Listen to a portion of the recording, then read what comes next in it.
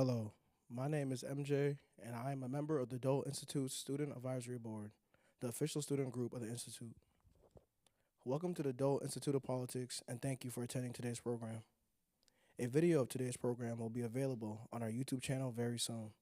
You can also access videos of past programs by visiting our YouTube channel at any time. After the program, we will have some time for the audience to ask questions.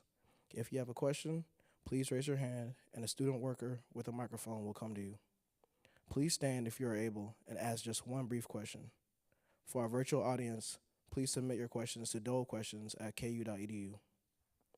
The Dole Institute's mission is to foster civil and respectful discussion around important and often difficult topics. Please phrase your questions with this in mind. Before we begin, I'd like to remind you to please turn off your cell phones. And now, please join me in welcoming military scholars Kevin Benson and Christopher Marsh.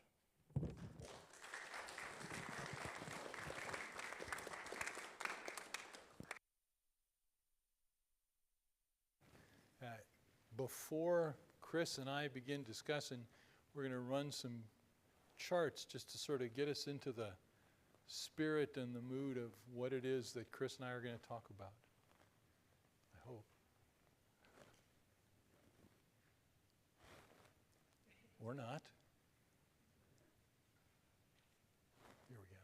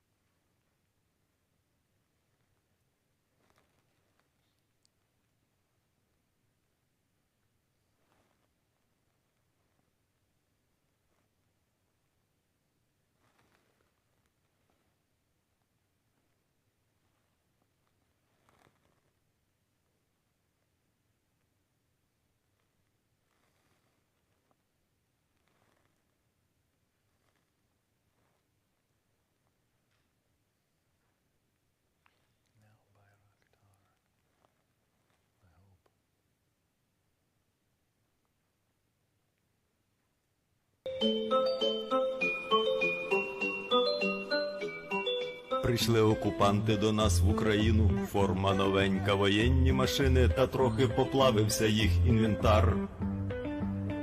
Байрактар. Байрактар. Російські танкісти сховались в кущі, щоб лаптям посорбати довбані щі, та трохи у щах перегрівся навар. Байрактар. Байрактар. Зі сходу припхались до нас барани, для вас становлення великої страни, найкращий пастух баранячих отар. Байрактар. Байрактар. Їх доводи, всяке озброєння, різне, ракети, потужні машини залізні, у нас на всі доводи є коментар. Байрактар. Байрактар. Вони захопити хотіли нас зразу, і ми зачаїли на орків образу, з бандитів російських робить примар. Байрактар. Байрактар. Російська поліція справи заводить, на вбивцю рашистів ніяк не знаходить, хто ж винен, що в нашому полі глухар. Байрактар. Байрактар. Веде пропаганду кремлівський урод, слова пропаганди ковтає народ, тепер нове слово знає їх цар.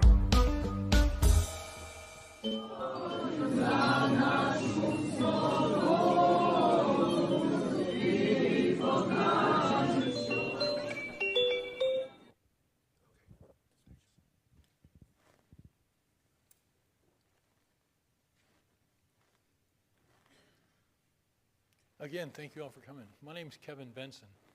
I have the privilege of being a retired officer from the United States Army, and I am joined by my colleague, Chris Marsh, who is a professor and a scholar of war. Many people claim to be experts on all things Russian. Chris really is. As you can see in the chart that's going to come up, Chris has actually been on the ground in Ukraine and has studied in that region. Well, I hope it comes up. We'll see. The mic, there it is. There it is. Good beard. So we're very pleased to be here today. We're going to talk about what's going on in Ukraine in this war. And I hope the opening pictures kind of brought that home. Folks have talked about how the Russian turrets are blowing off because of the Western weapons. And it was a design flaw, but they went into battle anyway with the tanks that they had. The Ukrainians are using the internet and social media to tell their story very well. And that's also going to the Russians too, hence why I wanted to show you that video of Bayraktar, the drone that they bought from the Turks that can deliver precision-guided ordnance. And I think only just recently the Russians have figured out how to counter it, but it raised Cain with Russian forces in the opening days of this ongoing war. So I'm going to pose to my friend Chris, who had the privilege of teaching their Ukrainian general staff, and as well we'll tap into his deep knowledge of what's going on in that country. Okay, thank you. Can everyone hear me? No? There you go. That's better, huh? The tech issues have come out to haunt us, so I'm using this big mic now instead of the lapel mic, but oh well. So first I need to have a disclaimer. I'm speaking here as Christopher Marsh, private citizen, not on behalf of the Department of Defense or USSOCOM or any other agency or organization I'm affiliated with. So I have to have that little disclaimer. I've been studying this part of the world for longer than I care to admit, at least 30 years, more so than I actually, but we'll say 30 to just use a round number. Studied in Moscow at Moscow University and did field work all through Ukraine, from Crimea all the way up to Zhytomyr and out to Lviv and Yardaviv, the training grounds, and worked with the Defense Security Cooperation Agency's DEEP program, Defense and Education Enhancement Program, where I taught operational art and democratic decision-making within militaries and civilian governments for the Pentagon in Ukraine, and was able to go to Lviv and Kharkov and Kyiv, and have a lot of really interesting experiences doing that over the post-2014 war period, 2016, 2008, through 2018 or so, before I went to SOCOM. But should I go ahead and just roll with some points I wanted to make? Okay. 2014 used a lot of special operations and unconventional warfare methods to bring about the change in government in Crimea, and to start the what would become frozen conflicts in the Donbass, in Donetsk and Luhansk. I'll slip back and forth between Russian and Ukrainian pronunciation, so bear with me. The little green men, the polite people as they were referred to in Russia and Ukraine, were critical. They came in their green uniforms and without patches or any identification, and took over Crimea very quickly, as in a period of matter of days, really the whole operation taking no more than about 24 hours to take over the political leadership of Crimea in 2014 in late February. And then they started trying to bring about guerrilla groups, or anti-partisan warfare, as the Russians refer to it, in Odessa and Kharkiv and Lugansk and Donetsk. And Lugansk and Donetsk you heard a lot about, because those were the places where it really took off. And the Democratic People's Republics of the two regions started unconventional warfare campaigns to separate those regions into what became a larger Novorossiya campaign, which would give a land bridge from north of Crimea over to the Rostov, where the D is kind of cut off, exactly where Kevin's showing you, to connect that territory. But Mariupol was not able to fall, and was in the hands of the Ukrainians during that time. And we know now, we saw what happened during the current conflict with the fight, the real fight to the end for Mariupol, and the Azovstal factory there. Stal just means steel in Russian and Ukrainian. So Azov is the sea that's there. So the Azovstal steel factory, where the Russians went in and essentially purged the people that were there, the civilians and the military operators. Over 200 people killed and returned to the Ukrainians. So there are several things that were different with the February 24th invasion, but let's back up a little bit and talk about what was going on in the summer of last year, when Putin and Sergei Shoigu, who's the Minister of Defense, were coming out saying that Russia and Ukraine were not just neighbors, but in fact one nation. So preparing the information environment, as we would say, and starting this narrative of one people and one nation. And that continued on as forces began to be arrayed from Belarus through eastern, over the border of eastern Ukraine, Kharkov, Sumy, down to Rostov-on-Don, in Russia itself. So all along that coast, not that coast, it's not a coast, it's just a border, from there all the way around, as Kevin's showing you, forces were arrayed. And people kept, this is through November, December, into January of this year. And as a specialist on the region, I was getting asked constantly by my friends and colleagues, you know, were the Russians going to invade, or are they just doing military exercises? Because Sergei Shoigu was coming out all the way up to 2 days before the invasion saying, you people are paranoid. The West is paranoid, thinking that there's going to be an invasion. There's no invasion. But in January, they started to lay fuel lines. And when the fuel lines start going in, then you know something's going to happen. When they're building up logistical lines and land lines like that, you know something's going to happen. And that's when I said, I'm pretty sure it's going to happen. And it's contrary to what Putin was saying, but he wanted to use what we call maskorovka, or deception operations, and just what I call persistent deniability. It's not plausible deniability, because it's not plausible. We saw it coming a mile away or a kilometer away, at least, right? But it's the persistent deniability, just persistently saying that, no, we're not going to invade until the day that they do. And the invasion itself didn't go as planned. We now know, as of some open source intelligence, that 20 cargo aircraft filled with VDV, or airborne troops, were ready to take off and to go to Kyiv and take over an airfield, whether it was Hostomel or Antonov, we're not sure, but we do know there was an attack on the Hostomel airport, which the Ukrainians were able to repel. And that airborne operation never occurred.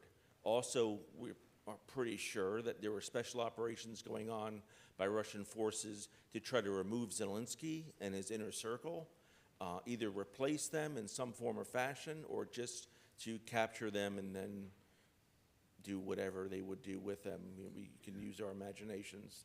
Nothing very good, of course. But things didn't work out as planned. And within a month or two, things began to change, and the Russians came out and said that, in fact, the movement towards Kyiv was a feint, and that the primary efforts were towards the Donbass. The Donbass is the Donetsk and Lugansk Don River Basin region. So that's all Donbass means. It means Don Basin. This is from the Seversky Donets that you see on here, the northern Donets, Little Don River, that flows into the main Don in Rostov-on-Don, over in Russia itself. And that region is known as the Donbass, and includes two major oblasts. Oblasts are Russian regions or provinces. It's a Russian word, I'm sorry. It's not Russian. We're talking about Ukrainian oblasts. The oblasts or republics of Donetsk and Lugansk. And the fighting recently over Severodonetsk has been about a salient, a pocket that went deep into the forward lines that the Ukrainians held the Russians at for a long period of time, and we think depleted their combat power. But in the end, Zelensky made the call, along with Zaluzhny, the general, the commander-in-chief of the Ukrainian forces, to let it go and to back off from there. And Lysychansk now is the kind of front line in that cleavage that is there. I did want to speak a few minutes, or should I jump in? Well, I do think we have a graphic that shows what you're talking about. Oh, there you go. Excellent.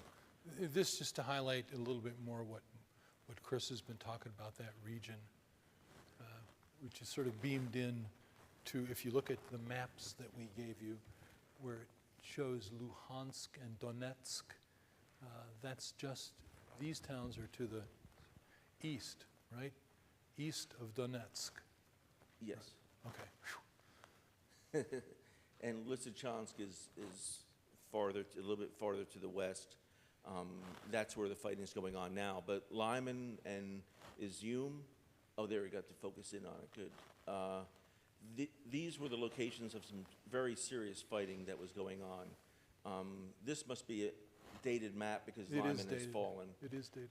Izium is where the chairman of the Russian General Staff, Valery Gerasimov, was injured in a strike. You know, the Ukrainians are very, very much about taking out Russian generals. They're good at that, and they focus on that, and that has been to their benefit. They tried to get Gerasimov, but Gerasimov just got wounded. He didn't get taken out. But he did leave theater rather quickly, so he was only in theater for a few days. I'm going to turn it over to Kevin for a few minutes to kind of comment on some points before I get back into the special operations dimension.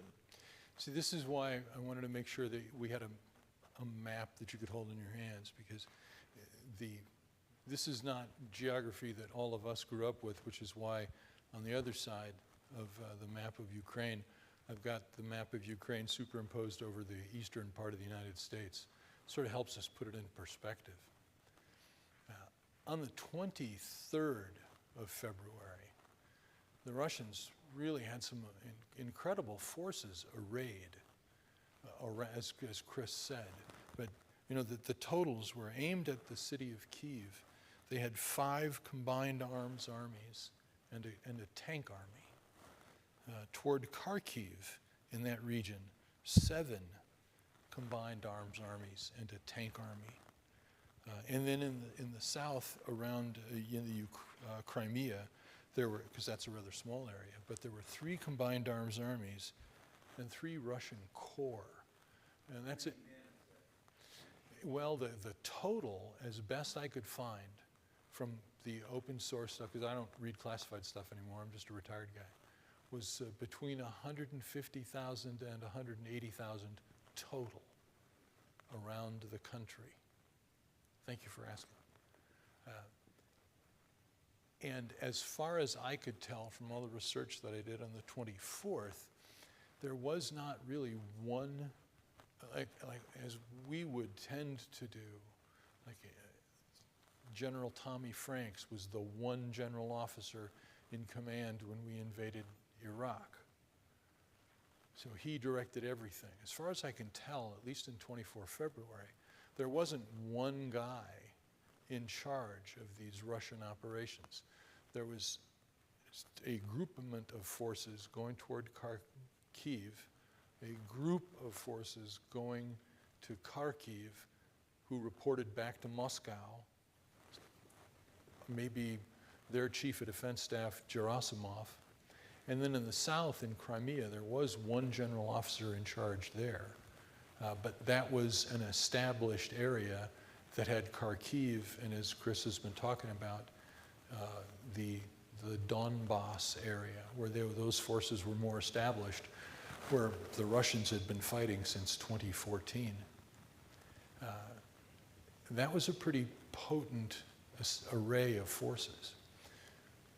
We've all seen, and again, you have to bear in mind how clever the Ukrainians have been in what they're showing the world. You know, we all saw the 40-mile-long convoy of Russian forces stuck on the road going south toward Kyiv.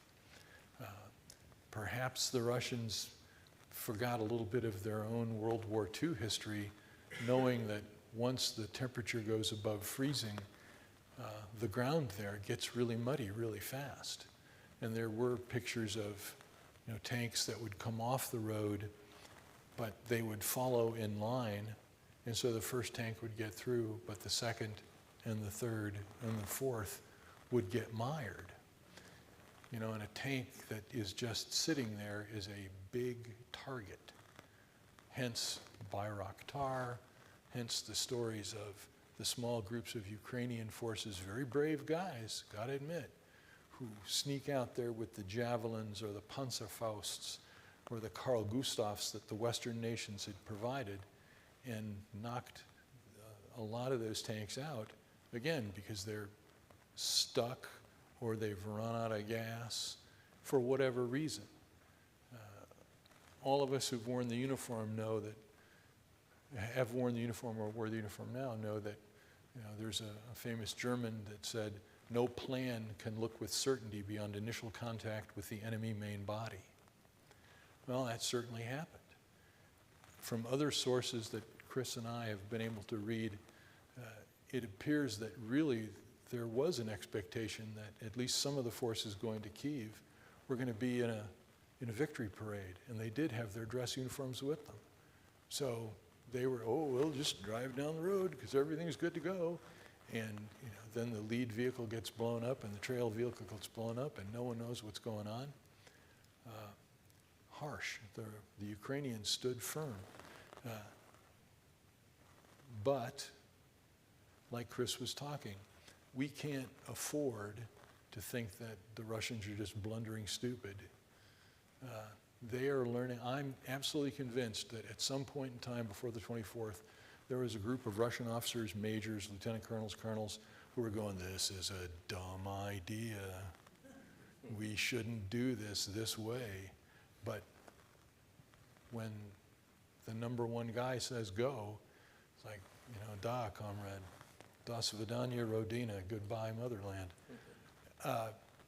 And they followed their orders, but they are learning. Because, again, if you take a look at the map, what they did was the forces that by and large, well, good job, Kev. The forces that by and large were attacking toward Kyiv shifted all the way around toward Kharkiv and into the Donbass. That's evidence of a general staff learning while they're going and applying lessons. All of the thoughts about they're running out of gas, they don't know how to do logistics, and yet the constant barrage of artillery fire that went on in Mariupol day after day after day after day is an indication that somebody had his act together and some logistician could keep the guns firing, which is what's going on now. The Russians have reverted to the way the Russians always fought. As a friend of mine, Dave Johnson, said, and he was probably quoting somebody, but I'll attribute it to Dave, the Russian army is an artillery army that has some tanks. They attack and they grind people up. And that's what we're seeing right now.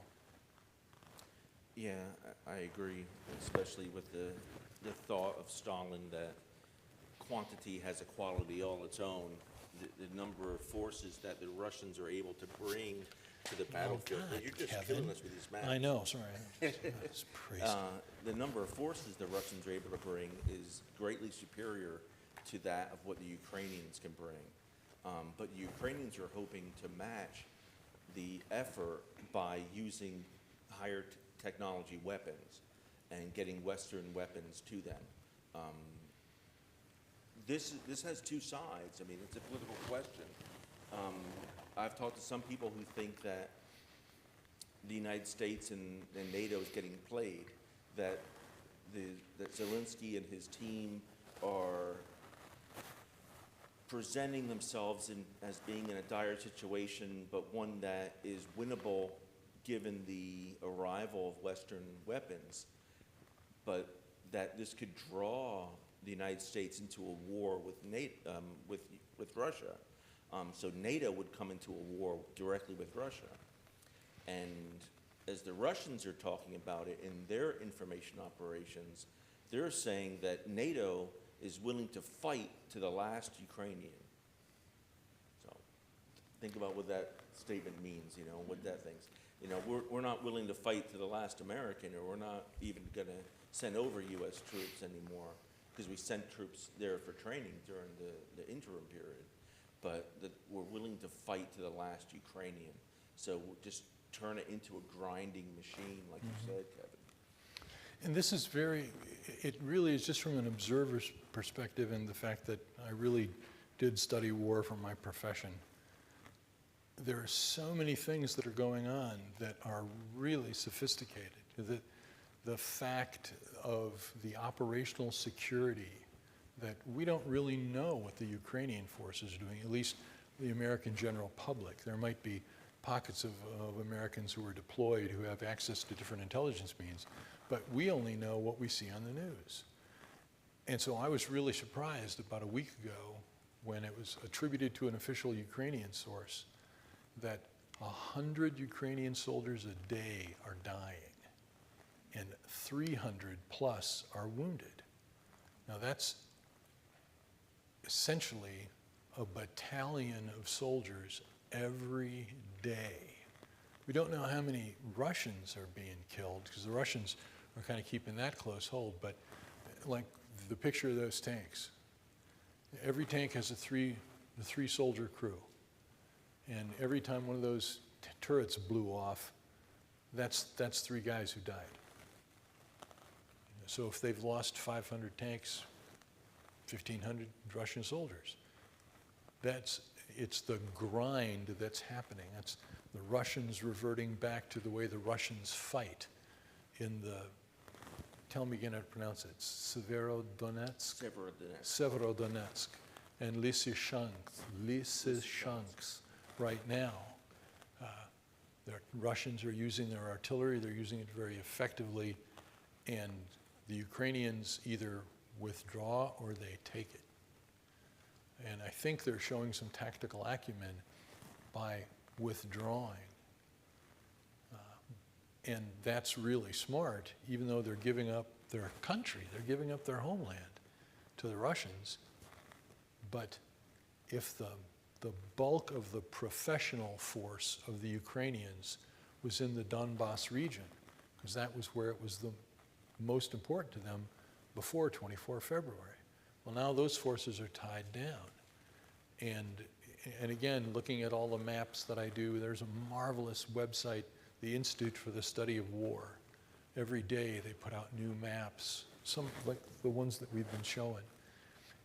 The Russians are one breakthrough away from cutting off the bulk of the professional Ukrainian army. And so the Ukrainians can't afford to lose their army. They lose their army and it's over. So that's why we pay attention to what's going on. That's why I think it's important for all of us to pay attention to that amongst all the other things that are going on. The Group of 7 right now is meeting, the Western economic powers, and are talking about what kind of sanctions can we continue to put on the Russians? How do we continue to support the Russians? In Madrid later on, I don't remember the date, but there's a NATO conference. And NATO is going to consider a new strategic concept, which is going to readdress both deterring and operating under conditions of weapons of mass destruction. Because that could be a reality. I mean, deterrence continues to a certain extent. Yeah, that brings up the whole question of, is Russia at war with NATO? And Russia declares that itself, I mean, doesn't have a formal declaration of war. It says that it's in a special military operation, specjalna wojenna operacja. That's why I wanted him to be here. But the middle word of military is actually the word from war, wojenna. But it's illegal in Russia to call it a war. So they're using semantics and information warfare on their own population and also to shape the international environment. But at the same point, they're saying that they're engaging with NATO and that what's going on is a proxy war, essentially, between NATO forces and NATO equipment and the Russian military.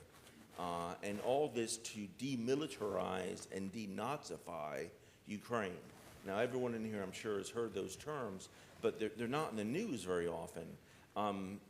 Yes, there's a small neo-Nazi population throughout Ukraine, but the Russians themselves, the forces that went in, expected, as Kevin said, to find these neo-Nazis running around and in control, and that wasn't the case. And it's hard to explain that away. Also wanted to mention what excuse me, what Kevin was talking about with the forces that were arrayed before the invasion, and it was an invasion, it was a violation of the UN statute on armed conflict of interstate war. It is a war, despite what the Russians keep telling us. But the Russian soldiers, many of them thought they were going for exercises, that they were just there for exercises and to kind of have a show of force. And they were just as surprised when they went in and they got the order. Like Kevin said, some probably smart majors and lieutenant colonels and colonels standing around thinking, there's no way we're going to war, not in these conditions, not with this situation. But to add on to what Kevin said, on the ground, the commanders might be disorganized and disambiguated, from one from the other. I mean, they're not, the C2 there is really bad, the command and control. That's command and control, okay. But there's one person who thinks he's running the whole show as a master puppeteer, and that's Putin. And he thinks he can control this military operation. Well, he had a lieutenant colonel rank when he was in the KGB, but that's not the same thing as having a military rank as a lieutenant colonel, and it's certainly not the experience of someone who's led troops in war and battle. That's not his background. He was an intelligence officer in East Germany, and he was probably pretty good at that job, but it doesn't mean that those tasks translate over to his new ambition to invade Ukraine, invade a neighboring state, and to absorb it into the Russian Federation, which is the ultimate plan, is to take the Donbass, to take Donetsk and Lugansk regions and absorb them into the Russian Federation as members of the Russian Federation. So we need to recognize that. Whether or not he wants to take all of Ukraine is a different question. We don't know. But from reading the Russian press, anyone in here, and I know several of my colleagues are in here that do read Russian as well, we know that they're talking about the Russian-controlled territories as being liberated territories, and that these liberated territories want to join the Russian Federation. And that's important for us to understand over here. But another aspect is that they have been largely decimated and depopulated. So when it comes to resistance and resilience operations, there's no resistance that can take place in these territories because there's no population. They're void of population in Donetsk and Lugansk regions to a great extent. The populations have been reduced down to tens of thousands of people, where it used to be hundreds of thousands, if not millions of people, with a country that had 40 million people. And those people we know the refugee crisis that occurred with people going to Kiev and going up and out to Lviv, and then from there over into Poland, into Transcarpathia, and into Slovakia. But I wanted to highlight some of those things, Kevin, for you. We're about to roll into Q&A. The last point that I want to bring up and maybe plant a seed for questions is how quickly the West has responded. And students of mine, when I was in active duty and I was teaching, were probably tired of me saying that the operational level of war is all about logistics. And that's why I included on the other side of that map that the Ukraine overprinted over the United States. We're talking about moving supplies from the United States across the Atlantic through Poland into Lviv, and then from Lviv across the country of Ukraine to the battle area. They're primarily using their rail system because they can. The road network may or may not stand up to the weight of the trucks that have to continually move. So, it's wonderful to see, guys sneaking through the forest and they're firing a javelin or a Panzerfaust. Like, hoo-hoo, and we blew that Russian up. But someone has to deliver another one, and another one after that. And when the HIMARS, the rocket system that we, the United States, provided to the Ukrainians, that I just saw a video night before last saying, yes, the aid has arrived, and there was 2 launchers, and each launcher carries 6 rockets. And so in 1.2 seconds, those rockets go downrange and they're hitting Russians. Hooray! But now we've got to find 6 more rockets for each truck. The rocket pod itself weighs about 1.2 tons. So there has to be trucks that can carry that to the truck that is the HIMARS to resupply it. And then that has to be resupplied at another ammo base and so on from the United States. There's a lot of, it takes time to move mass over distance.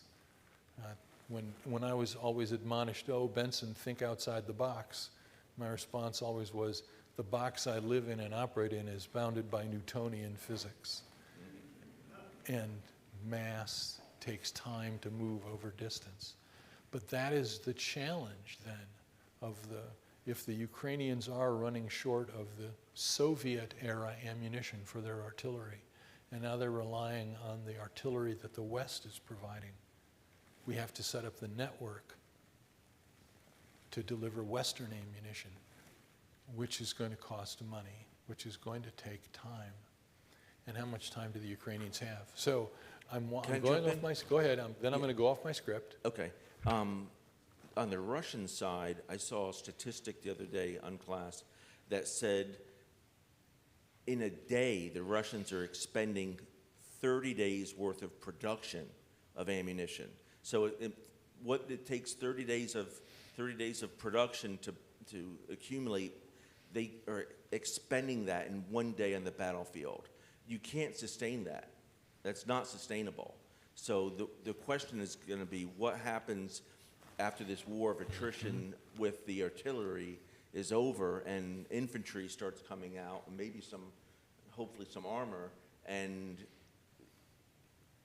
the war takes on a different direction, and maybe goes down to unconventional warfare at its best, with irregular warfare as well, and attempting to use sabotage and covert operations, blowing up the opposing forces, rocket launching systems, and so forth.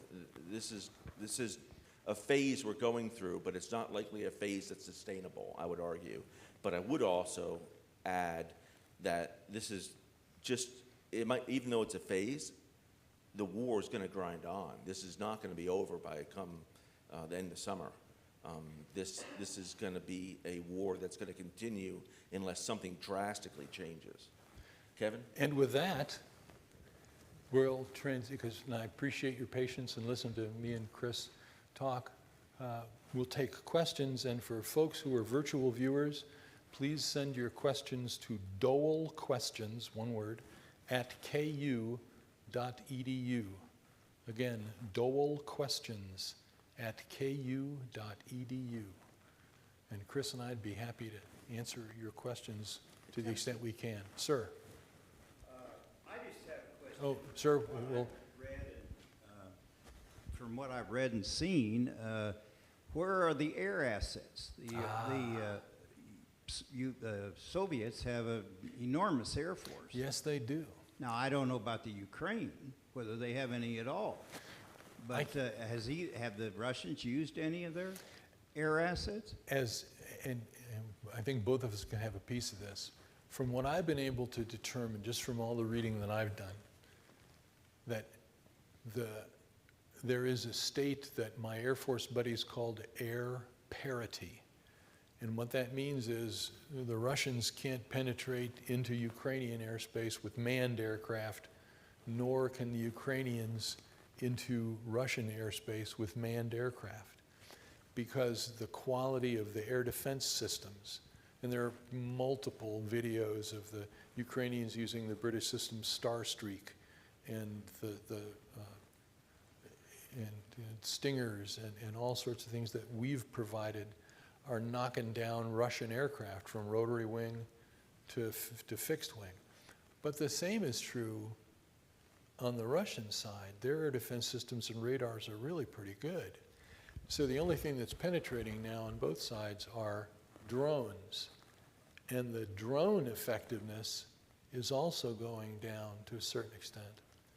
The only sorties that I'm aware of that the Ukrainian Air Force are flying, which is really fascinating, is they're having some success, I'm told, and again, I'm reading unclassified stuff, Time Magazine, New York Times, and all the websites, that the Russian or the Ukrainian Air Force are actually having successful engagements air to air against Russian cruise missiles, which is really kind of interesting.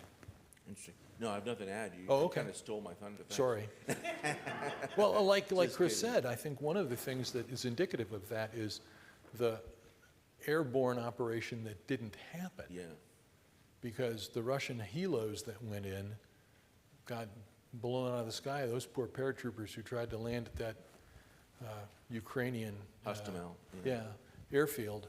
Wow, that was ugly. I was thinking more of ground attack planes, though. Yeah. That can do enormous damage if you. The Russians, as far as I know, and again, I could be wrong, are flying their bombers over the Caspian Sea and launching their cruise missiles, so they're at an invulnerable distance, but the weapons can still reach. The ground attack, again, I think is being just provided by drones. It's really interesting. I'll have to check with my Air Force buddies to find out more, but that's what I understand. It's a dimension of the war that's absent, and surprising why it's absent. It might be that they don't want to escalate to that level, but I don't have an answer. I was in the Air Force Reserve, so the Sure. first thing I thought, Okay. where's the air? Yeah. It looked like kind of a Gulf War attack minus the air campaign. Yeah. I know that the Russian Air Force was active over Mariupol after the Ukrainian air defense was pushed away, and those poor guys in the Ukrainian Alamo didn't have it anymore, and then their bombers came in with dumb bombs, and the ground attack aircraft came in as well. But it's tough. Yes, ma'am. Yeah. Is it a false hope that there might be some generals that get tired of Putin and take him out? That's a great question. I've been asked that many times before, and there is speculation that there was an attempted coup in March. I don't know if any of you have heard of that.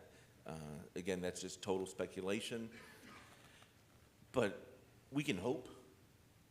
But he has fired so many people. I think the total number is about 1,000 people who have been in his inner circle that he's fired, because he's so fearful of that.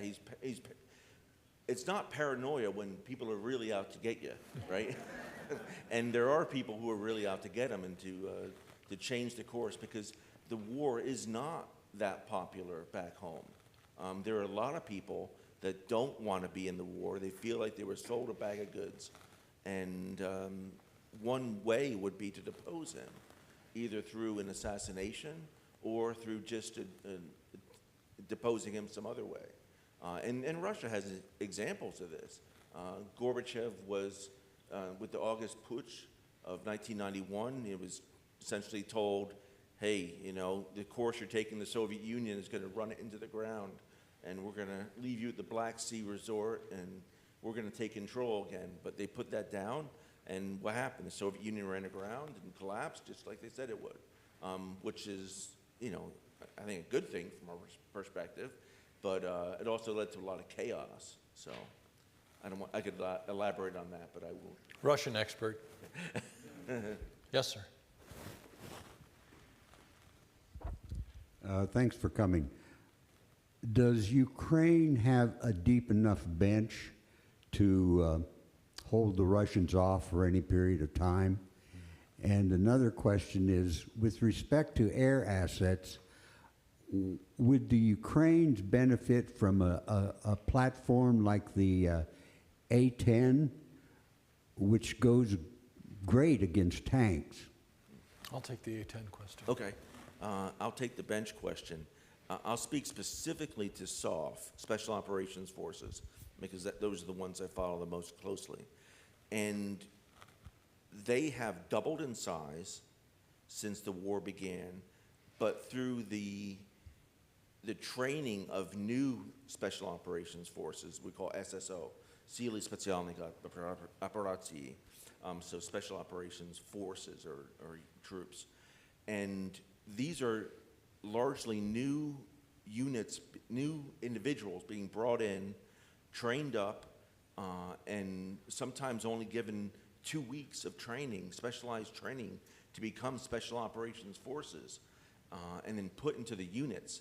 So I think the number I saw was something like 1/3 of current Special Operations Forces, Ukrainian, are historic Special Operations Forces that have been around, but that the number of Ukrainian SOF has doubled.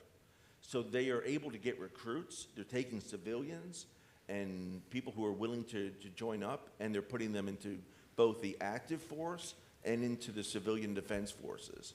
And they're being trained up by, I don't know if you guys have heard of the Mozart Group, led by Colonel retired Andy Milburn from U.S. MARSOC, Marine Special Operations Forces Command. He's over there training these guys up with a group of, I won't disclose the number of people, but Mozart Group is doing great work trying to counter the Russian private military company, the Wagner Group, which you've all heard of the Wagner Group. Well, the Mozart Group is trying to do the good stuff and try to build that bench.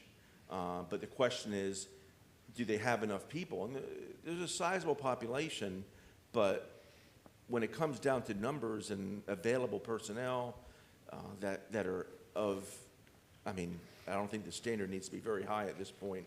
They're just looking for bodies. I've seen numbers of, so one guy who was, he was excited that he got back in because he had lost both feet in the previous war. And he just put his boots on, put his uniform on, and showed up, and he was able to get back in the fight, and that's what he wanted, and more power to him. But the bench is a big question. How long is that bench going to be able to last? But the Warthog, I'll turn that over to my brother. Personally, I'm a big fan of the Warthog. However, it comes back to familiarity with the airframe. How long does it take to teach pilots to fly it? How long does it teach pilots to get comfortable with their aircraft? And how to use it effectively? How to use the aircraft effectively to support a ground battle? And most importantly, how do we sustain that airplane? Because it is a U.S. product, and I don't know that the Ukrainians know how to fly that airplane. So even if we were to say, we're going to give you all of our A-10s, I think that's optimistically a year before they get into the air, because it's not just flying it, it's maintaining it, it's providing the ammunition that it needs and the precision-guided munitions that it carries before it has any effect. So, I mean, I know, I was telling Chris over lunch that my A-10 pilot buddies, when they saw those satellite images of a 40-mile-long Russian convoy, they were salivating, going, oh, what we could do. But again, it's one thing to say that, it's another thing to actually make it a fact. So personally, I don't think it would do them a darn bit of good, because it would take too long to get there. Better to reinforce what they have, or at least give them things that they can use relatively quickly. Sir. Yes. I've got two things. One is, if you could just make a comment about the United States basically providing the Russians a sanctuary in Russia and telling the Ukrainians, you can't use these weapons to fire into Russia. We did the same thing in the Korean War. We did the same thing in the Vietnam War. We gave the enemy sanctuaries from which they could just launch attacks at time of their choosing against us. But the main question I wanted to ask is, in this planning, it seems as though both the Russians and the United States have not had a good understanding of the, I guess you could say, the human dimension of war. And for the Russians, they obviously thought that the Ukrainians were going to fold very quickly, but the United States did too. And so the United States, before the war started, you heard all this stuff in the news about, oh, I guess we'll be supplying guerrillas to fight the Russian occupation of Ukraine. And we also had this, I guess, a famous, what would you call it, mirror imaging, would you call it, where we look at Zelensky and say, hey, we're ready to give you a ride out of Ukraine with your government, so don't worry about saving your life. But as Zelensky replied, I don't want a ride, I want ammunition. And I think you look at, that was a turning point in the whole war, because if he and his government had fled Kyiv that night, while the Russian artillery, you could hear it on CNN, you're watching CNN and you're thinking, wow, are the Ukrainians going to be able to hold the capital during the night? And then you see Zelensky saying, we're here, we're not leaving, we're going to defend our city. And the United States was surprised. I think our leadership was saying, well, that's not the kind of leader we're used to dealing with, even in this country, right? So anyway, I just wonder what you thought about this failure on both sides to understand how, let's say, the human factor in war. Yeah, I'm going to grab this one, at least start it off. I totally agree with everything you said, and I think the fact that Zelensky was willing, not just willing, but embraced this opportunity to become a military leader and to stay and fight and say, hey, send us weapons, help us fight for our nation. But you're absolutely right. During the interim period from 2014, when Crimea fell, to now, the whole discussion has been focused on what we call the ROC, the Resistance Operating Concept, which was put out by Special Operations Command Europe, SOCUR. And I can go into various details of the ROC. But the idea was doing a sabotage and covert operations type approach that the citizenry got involved in, and that they would have this underground, the resistance, like the resistance in France, for instance, and that this underground would that Ukraine would be overrun within a matter of 3 to 4 days. That's what Putin planned on.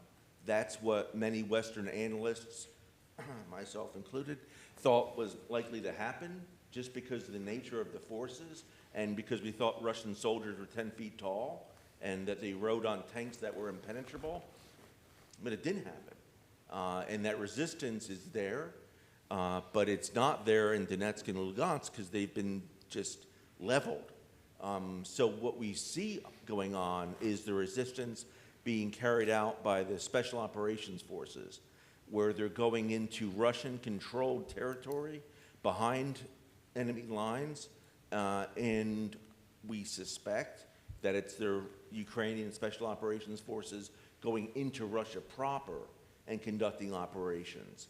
And I think we're likely to see more of that. And if Russia doesn't do what it does, which is decimated territory, look at Grozny and Chechnya, right? I mean, when they leveled Grozny to the ground, and then they occupied it, said, oh, we've occupied it. We've put down the insurrection, the insurgents, but there was nothing left.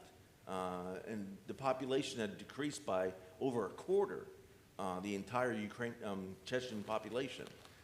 So that's the type of warfare that the Russians engage in. And if they do that, there's no population there to fight a resistance. So I'll leave it at that, and Kevin, I'll hand it to you.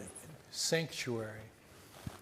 And see, this is where, and again, this I default back to, what I taught to Army officers, that a tactical action has to be linked to a military strategic objective that supports a policy objective.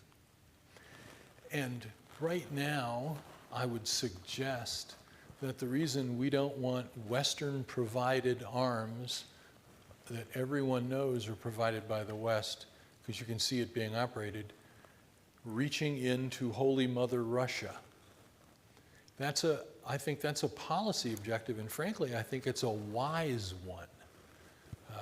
A discussion I had with a friend of mine was, is Kyiv worth Chicago?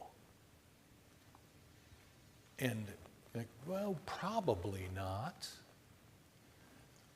So, is it granting sanctuary? Sure. Is it a policy directive?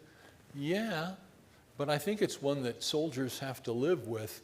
And yes, are we making the Ukrainians live with that? Sure, but we haven't stopped providing them weapons, and we haven't stopped them from operating in Russia.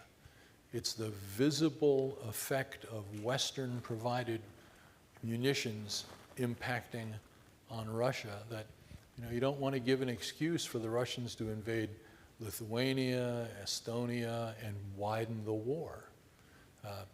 It's harsh, but I think that's reality.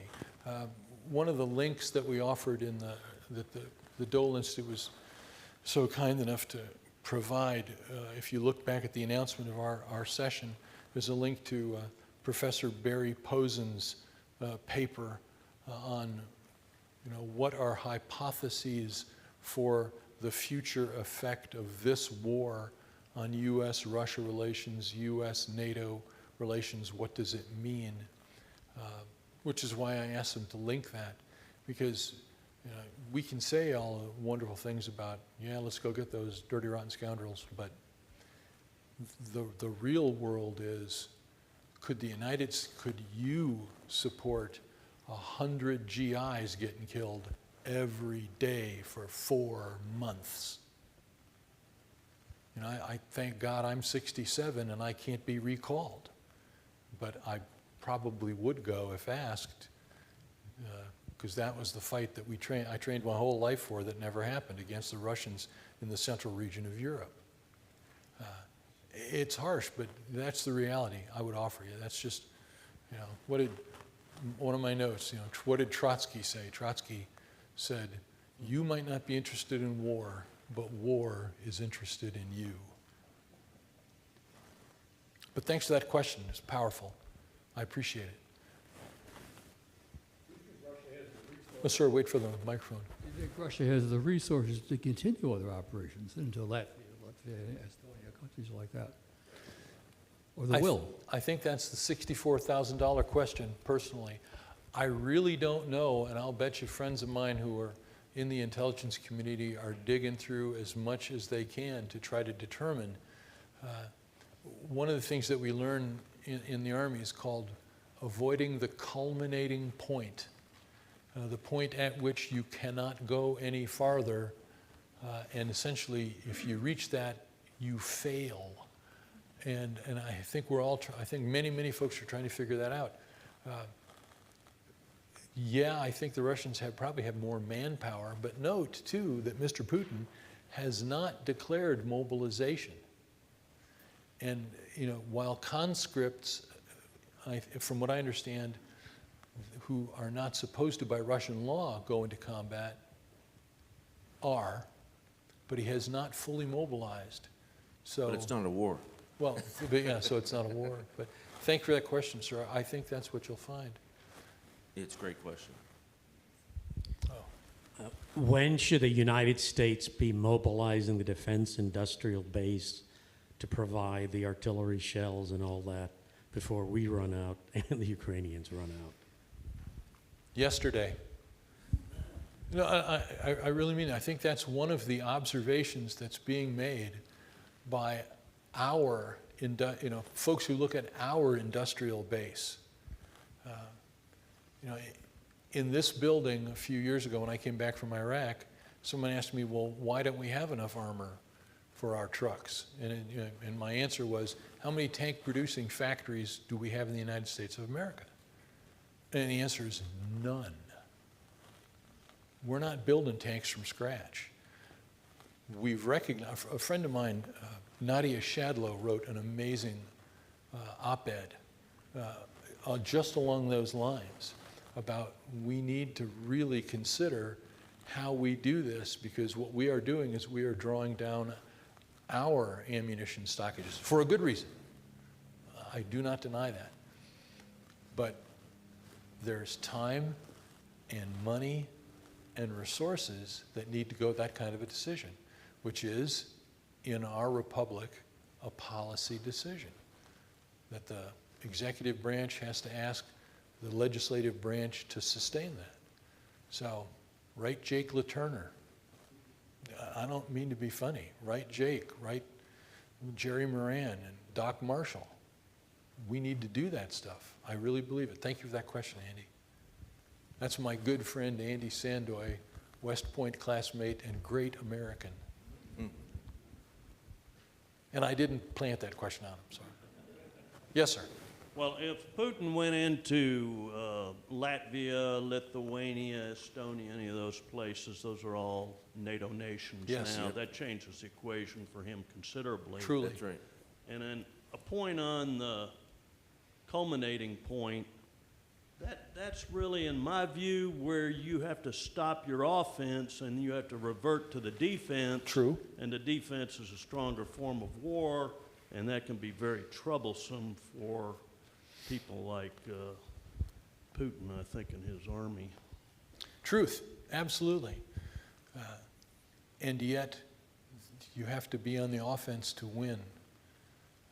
So the point, I think, because I agree, avoiding the culminating point, one of the likely outcomes that Benson thinks could happen is that both sides in the Donbass especially would be just exhaust themselves. And then both sides will have to take a breath and regenerate. You know, we'll have to figure, we, the West, will have to figure out how to provide the right kind of ammunition for the artillery that we're providing. And the Russians are going to have to refit and rearm as well. So this could be, why did President Zelensky tell the Group of Seven he wants the war to be over by the winter? Probably because he's looking at that too. There's a gentleman over there too who's been very patient. Oh, wait, I'll come right back to you. We have a question from Steve in South Carolina. He asks, well, he has two questions. First, why isn't NATO more active beyond sanctions, such as declaring a red line? Is it strictly the nuclear threat, or is there something else? So that's his first question. His second question is NATO ramping up military preparedness in anticipation of the entirety of Ukraine being overtaken? Surely NATO has to be concerned Putin won't stop with Ukraine. Oh, those are great. I would offer, just, and then I'll let Chris take a shot. I think we have declared a red line. The President and President Macron and Boris Johnson and Chancellor Scholz have all said, we will defend every square inch of NATO. So, okay, there's a red line. Boy, you know, Vladimir, you cross that, it's a whole different ballgame. And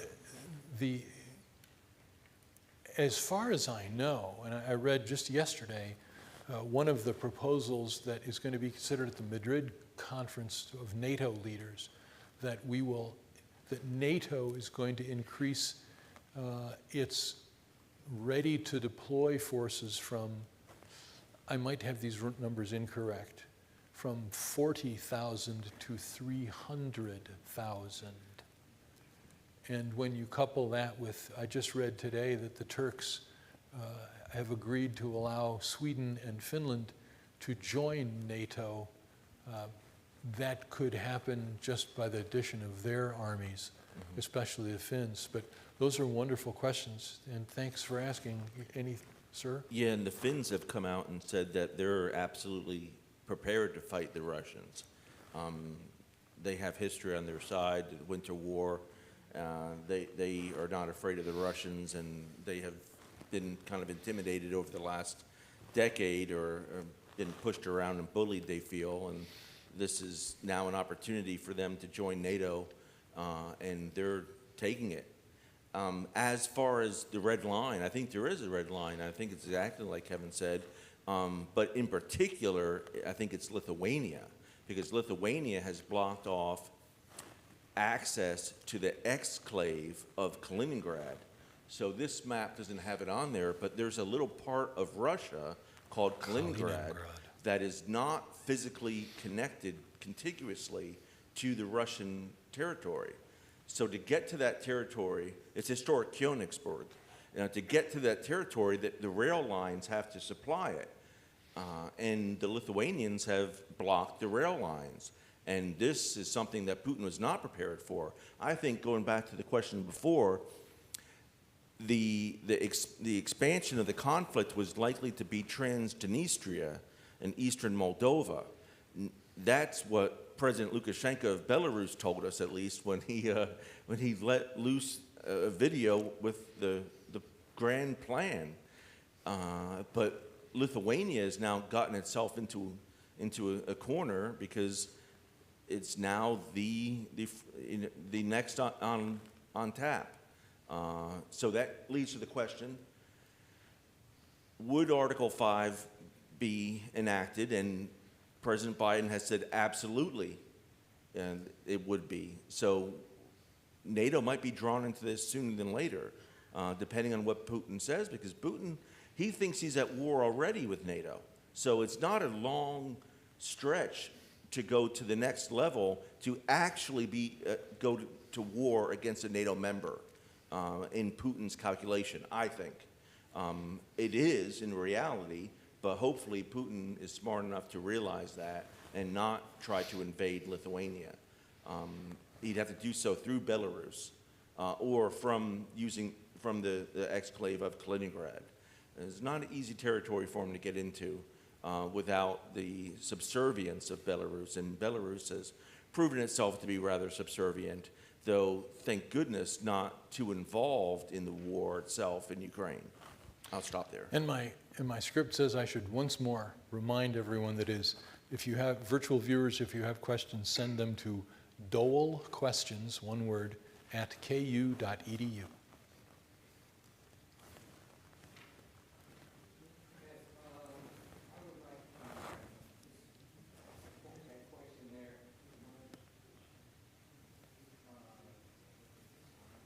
It doesn't sound like it.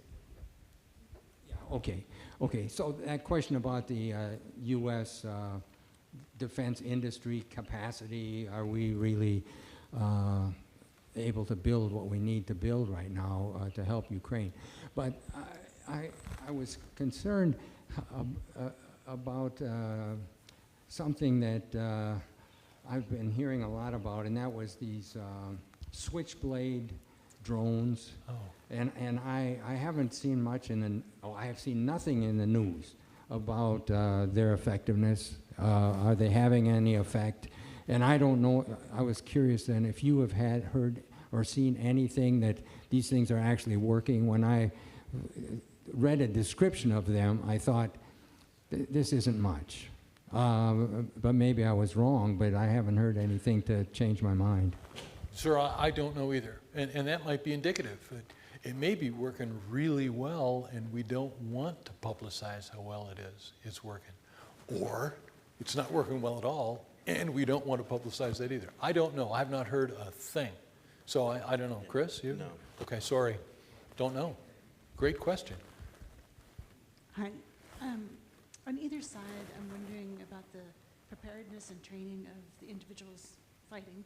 And also this idea that we see popularized in the news of the heart of the Ukrainian people is going to carry the day somehow. If you could speak to that. I'm sorry. Basically, did you hear? Whether Okay. or not the indigenous forces, I think I got the question, I'll repeat it. This is the shy person talking, so that's Okay, is that better? Okay. No, this is a guy who spent too much time with no earplugs on and tanks. And I was like, So you were asking about the indigenous forces and the No. role they would play, and about the will of the Ukrainian nation? correct, about the preparedness and training on either side comparatively.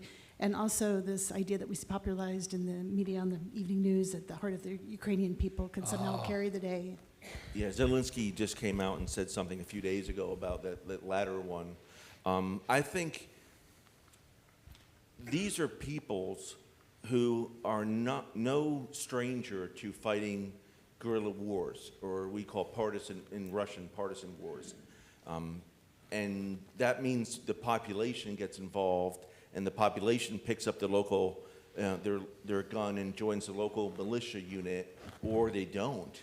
And they pretend to live a daily life very normally and under occupation until nighttime comes around, when they go out and conduct covert sabotage operations, which the ROC, the Resistance Operating Concept, has trained them to do, which has been translated into Ukrainian and delivered to the theater.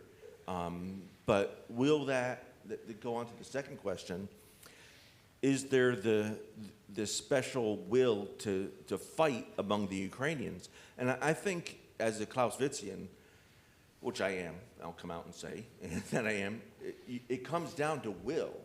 And the will of the Ukrainian people to maintain the sovereignty of their state is greater than that of the Russian nation to expand its territory into what are Russian-speaking, but maybe not Russian-allegiant territories. And that gets back to the very, very central question about why we got it wrong. We thought Kiev and most of Ukraine would fall in a matter of days. It's that exact point that you have, which is the will of the Ukrainian people to fight for their own sovereignty. And that goes down to, your local individual on the street, all the way up to Zelensky and Zaluzhny and the leadership of the country. So I think it's a great question, and it's kind of the million-dollar question. Will the will of the Ukrainian nation and people be strong enough to sustain a prolonged fight for their survival and sovereignty?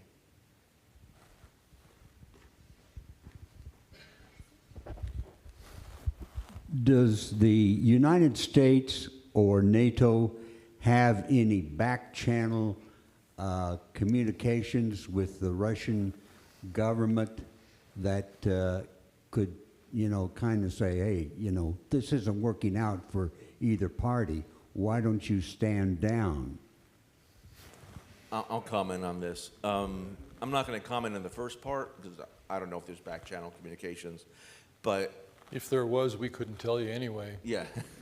No, but really. Putin standing down is, and I disagree here with several pundits out there who are saying that Putin has to lose this. And I think personally, Putin needs to have a way to save face for his own personal ego, and to get out of this and to stop the fighting, to stop the war. He's going to have to come away with something that he can call a win. Now, if that can be, and this is what Kissinger had said, he's got to have some kind of territory that he can claim. I'm not agreeing with that, but that's Putin's mindset, is that there needs to be a way that he walks away where he says, see, that was a victory. And to me, I don't see anything like that occurring shy of Ukrainian territory being in Russian hands long term, as being absorbed into the Russian Federation. So that means he does have to lose, but that's a difficult predicament to be in. I mean, it's a no-win situation, really. We don't want to see parts of Ukraine cut off and attached to the Russian Federation, but at the same point, we want Putin to back down, but how do you get a man like that to back down?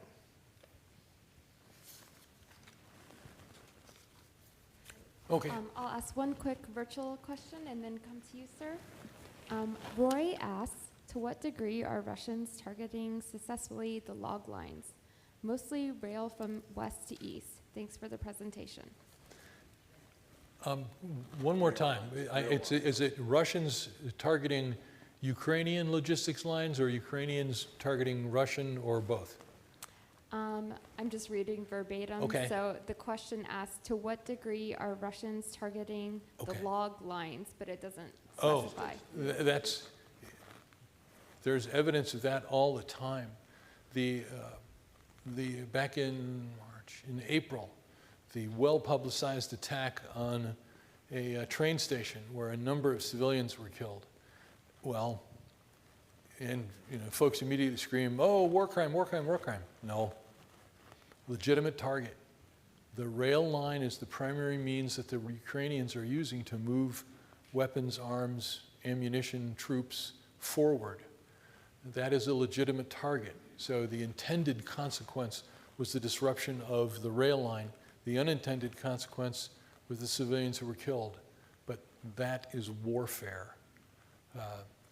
So I don't mean to make this a pun. It's sort of hit or miss. Sometimes they're very good. The strikes happen. Other times, for a whole host of technical reasons, they miss. That is, I think, a focus of one of their main efforts in their fires in terms of missiles, cruise missiles, artillery, even aircraft-delivered things, is the disruption of Ukrainian logistics lines. And maybe it's effective, but probably, I think, just from looking at video and reading, the Ukrainians are doing a pretty good job of sustaining themselves. I do. That's a good question.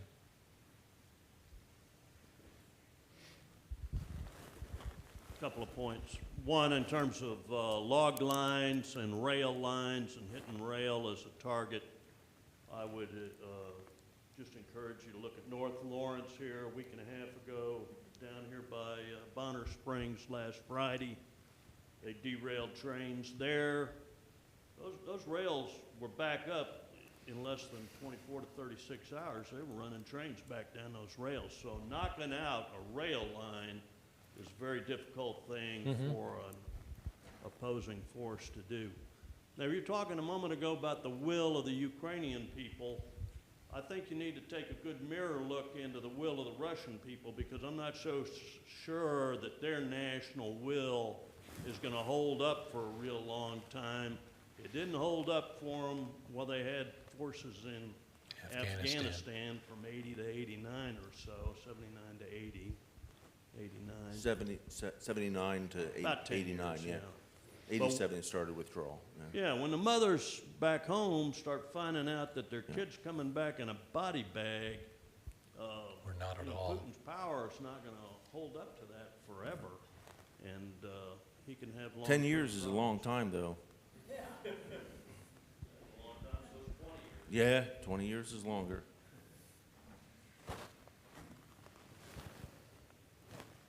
Are there any more questions? Gentlemen, thank you. It's been a pleasure. As you know, the U.S. Army was set to publish revised operations doctrine this month, and we delayed that for several months under the guidance of the TRADOC commander to look at lessons learned from the current operations in Ukraine. I'm wondering if there's been time for you to have any lessons learned at this point, and do you foresee any impacts on how we currently execute operations or our current operations doctrine? Thank you. Well, I have the privilege of being a reader on our doctrine, and I mean that sincerely. Kevin Benson thankfully agrees with a number of observers that I respect a great deal.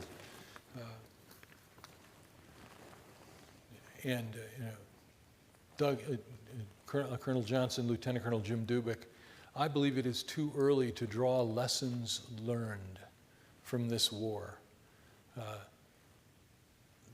I remember with my daughter, a lesson is not learned until behavior changes, and I would offer that's true with our Army as well. It's too early in this fight. I think there are things we can observe, things that we have to bring into consideration. The power of information operations. How do we convey a message to the American people to sustain our will? How do we convey a message to the opposing sides or the enemy's population to break theirs? How do we protect our information? How do we protect ourselves? Chris mentioned the Ukrainians have been rather successful in attacking Russian headquarters. Well, go figure.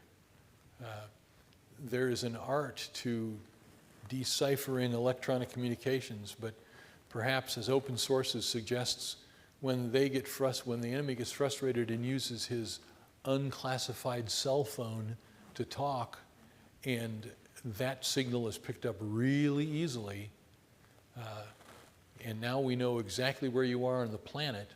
So how often do our headquarters move? How redundant are our headquarters?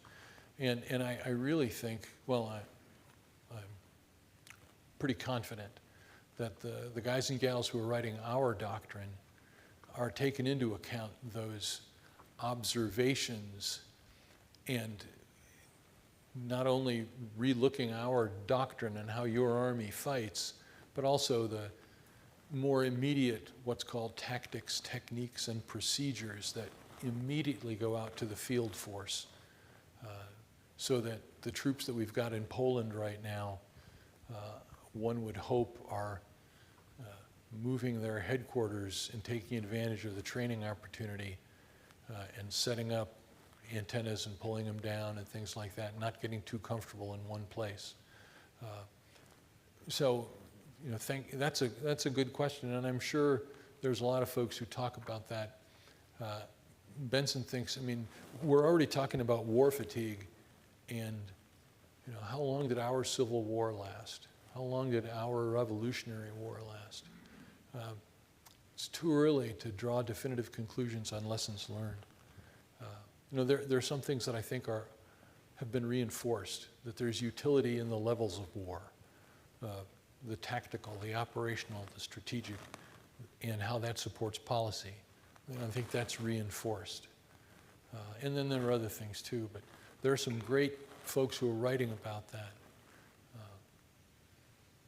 And a lot of really, your soldiers, sailors, airmen, and Marines, a lot of smart people are looking at this fight because it's ugly, but there's a lot of nuance in it, and we'll learn from it, but it remains to be seen. Yeah, I think it's important that we look at lessons learned, but I also agree it's probably a little too early. But I think our doctrine is holding up. But I think what were our assumptions. We went into this with failed assumptions about the resilience and resistance capabilities of the Ukrainian people. We underestimated them, and we underestimated their will to fight. And we focused so much on the resistance operating concept, thinking that Ukraine would fall, or Lithuania, or Estonia, Latvia would fall, Transnistria would fall in a matter of days, if not hours. And we focused on the resistance that would take place after an occupation. And we didn't focus on resilience, the ability of the state to stand up and fight and to prevent an occupation from occurring in the first place. So I think that's part of the biggest lesson learned, is to focus on resilience, not so much on resistance. So thanks, Jim. I'm trying to make eye contact with Sarah. We probably have time for one more question. Does anyone have one? I'll let you decide, Kevin. Okay. No, you do, because it's being recorded. I've never been in the military. I just want to say, from the bottom of my heart, to everyone here that has served our country, thank you so much for your service to our country, and I mean that from the bottom of my heart. That's all I have to say. It was our privilege. It was our privilege. Okay, ladies and gentlemen, thanks very much. Thank you. I would reemphasize, if you want to learn more, the Modern War Institute at West Point has a tremendous website that has papers and observations written. The School of Advanced Military Studies up at Fort Leavenworth, on its website, its open source unclassified website, has a series of observations from the start of this war that were put together by my friend Jim Greer and a bunch of really smart Army majors. The Institute for the Study of Warfare, where we got a lot of our maps. There's a lot of smart people taking a look at this that go beyond the newspapers. And if you're interested, they're easy to find. So, and of course, the wonderful Dole Institute for letting us Thank you be very here. much for hosting this. So, thanks very much, everybody. I really appreciate it.